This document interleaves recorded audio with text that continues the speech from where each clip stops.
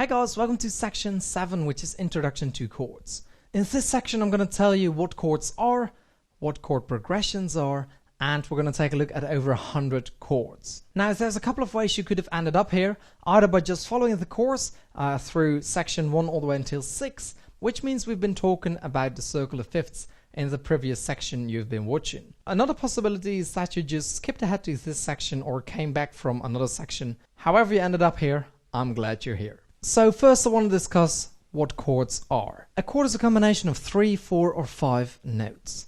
And the most commonly known chord is a C major chord. Right here. Okay, it's C, E and G. Now you don't necessarily need to play a chord all at once like this, like a block. You could also play it one after each other, the other way around, or any other pattern.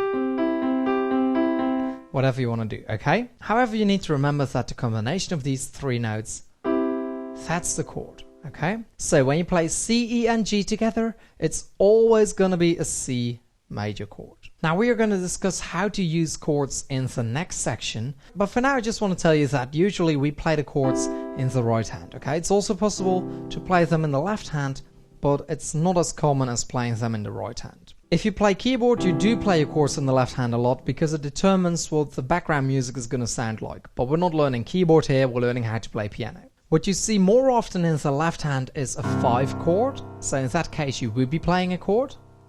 Or if you release the 5th, just octaves, okay? Which isn't really a chord, it's just playing the same note twice basically, one here and another one here, okay?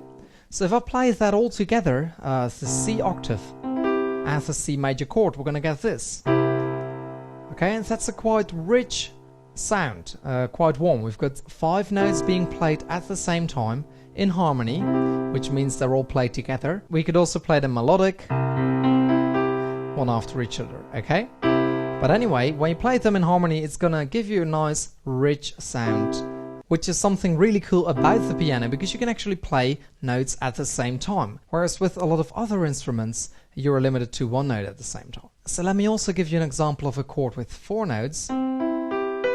For instance, C major 7 right here. Okay, so that's also possible. And you've also got chords with 5 notes, like for instance this one. Okay, there's a whole lot of chords out there, and we're going to be taking a look at over 100 of them, starting in the next lesson.